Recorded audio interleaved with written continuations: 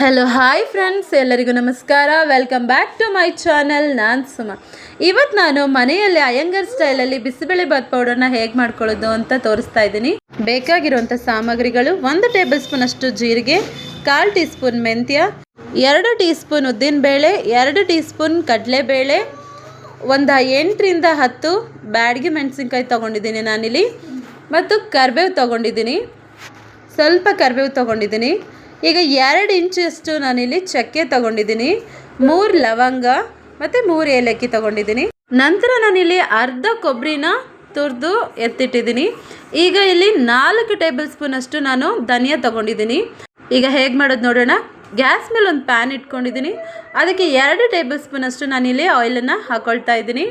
Gas ಫ್ಲೇಮನ್ನು ನಾನು low ಫ್ಲೇಮಲ್ಲೇ ಇಟ್ಕೊಂಡು ಇದನ್ನು ಫ್ರೈ ಮಾಡ್ಕೊಳ್ತಾ ಇದ್ದೀನಿ. ಈಗ ಮೆಂತ್ಯ ಮತ್ತು ಉದ್ದಿನಬೇಳೆನ ಹಾಕೊಂಡು ನಾನಿಲ್ಲಿ ಫ್ರೈ ಮಾಡ್ಕೊಳ್ತಾ ಇದ್ದೀನಿ.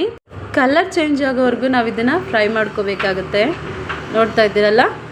ಈಗ ನಾನಿಲ್ಲಿ ಕಡಲೆಬೇಳೆನ ಹಾಕೊಳ್ತಾ ಇದ್ದೀನಿ.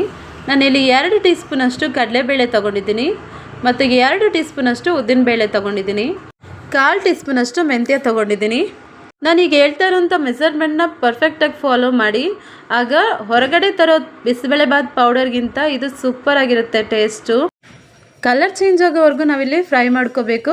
ಪೂರ್ತಿ ಗೋಲ್ಡನ್ ಕಲರ್ ಆಗೋದೇನು ಬೇಡ, ಇಷ್ಟಿದ್ರೆ ಸಾಕು.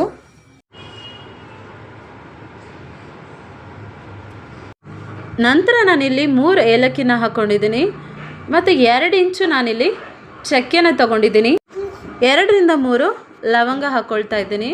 ಈಗ ಇದನ್ನೆಲ್ಲ ಚೆನ್ನಾಗಿ ಫ್ರೈ ಮಾಡ್ಕೋಬೇಕು. ಲೋ ಫ್ಲೇಮಲ್ಲಿ ಇಟ್ಕೊಂಡೆ ನಾವು ಇದನ್ನು ಫ್ರೈ ಮಾಡ್ಕೋಬೇಕು. ನೀವು ಇದನ್ನು ಸ್ಟೋರ್ ಮಾಡಿ ಇಟ್ಕೊಳ್ತೀನಿ ಅಂದರೆ ಎಣ್ಣೆ ಹಾಕಿ ನೀವು ಫ್ರೈ ಮಾಡ್ಕೋಬೇಡಿ. ಹಾಗೆ ಡ್ರೈ ರೋಸ್ಟ್ ಮಾಡಿಕೊಂಡು ನೀವು ಇಲ್ಲಿ 2 ತಿಂಗಳವರೆಗೂ ಈ ಪೌಡರ್ನ ಇಟ್ಕೊಂಡು ಯೂಸ್ ಮಾಡ್ಬೋದು. ಇಮಿಡಿಯೇಟ್ ನಾನು ಈಗಲೇ ರೆಡಿ ಮಾಡ್ತೀನಿ ಬಿಸಿಬೇಳೆಬಾತ್ನ ಅಂತ ಅನ್ನೋಗಿದ್ರೆ ಎಣ್ಣೆ ಹಾಕಿ ಫ್ರೈ ಮಾಡ್ಕೊಳ್ಳಿ. ಈಗ ನಾನು ಈಗ ರೆಡಿ ಮಾಡೋದ್ರಿಂದ ನಾನು ಎಣ್ಣೆ ಹಾಕಿ ಫ್ರೈ ಮಾಡ್ಕೊಳ್ತಾ ಇದ್ದೀನಿ. 1 ಟೇಬಲ್ ಸ್ಪೂನ್ ಅಷ್ಟು ನಾನಿಲ್ಲಿ ಜೀರಿಗೆನ ಹಾಕ್ಕೊಳ್ತಾ ಇದ್ದೀನಿ. ಈಗ ಇದನ್ನೆಲ್ಲ ಚೆನ್ನಾಗಿ ಮಿಕ್ಸ್ ಮಾಡ್ಕೋಬೇಕು. ನಂತರ ನಾನಿಲ್ಲಿ 8 ರಿಂದ 10 ಬ್ಯಾಡಗಿ ಮೆಣಸಿನಕಾಯಿನ ಹಾಕ್ಕೊಳ್ತಾ ಇದ್ದೀನಿ. ನಿಮಗೆ ಖಾರ ಬೇಕು ಅಂದರೆ ನೀವು ಗುಂಟೂರು ಮೆಣಸಿನಕಾಯಿನ ಒಂದು 4 ರಿಂದ 5 ತೊಗೋಬೋದು. ಇದರಲ್ಲೂ ಖಾರ ಇರುತ್ತೆ, ಆದರೆ ಅಷ್ಟು ಜಾಸ್ತಿ ಇರೋದಿಲ್ಲ. 1-2 ಸೆಕೆಂಡ್ ನಾನಿಲ್ಲಿ ಚೆನ್ನಾಗಿ ಫ್ರೈ ಮಾಡ್ಕೊಳ್ತೀನಿ. ನೋಡ್ತಾ ಇರ್ಬೋದು.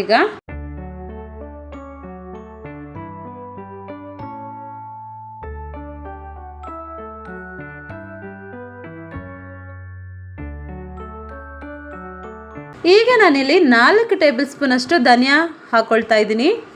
ಈಗ ಇದನ್ನು ಚೆನ್ನಾಗಿ ಫ್ರೈ ಮಾಡ್ಕೋಬೇಕು.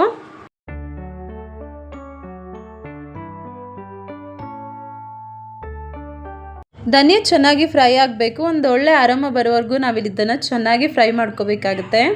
ನಂತರ ನಾನಿಲ್ಲಿ ಕರಿಬೇವನ್ನ ಹಾಕ್ಕೊಳ್ತಾ ಇದ್ದೀನಿ. ಇದನ್ನೆಲ್ಲ ಚೆನ್ನಾಗಿ ಫ್ರೈ ಮಾಡ್ಕೋಬೇಕು.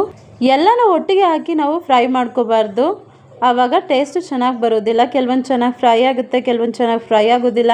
ಹಾಗಾಗಿ ಹೇಗೆ ನಾನು ಸ್ಟೆಪ್ ಬೈ ಸ್ಟೆಪ್ ಹೇಳಿದ್ದೀನೋ ಅದೇ ರೀತಿಯಾಗಿ ನೀವು ಫ್ರೈ ಮಾಡಿ, ಆಗ ಚೆನ್ನಾಗಿ ಬರುತ್ತೆ ಟೇಸ್ಟು. ನಂತರ ನಾನಿಲ್ಲಿ ತುರಿದಿಟ್ಕೊಂಡಿರೋಂಥ ಕೊಬ್ಬರಿನ ಹಾಕ್ಕೊಳ್ತಾ ಇದ್ದೀನಿ. ನಾನಿಲ್ಲಿ ಅರ್ಧ ಕೊಬ್ಬರಿನ ತುರಿದಿಟ್ಕೊಂಡಿದ್ದೀನಿ.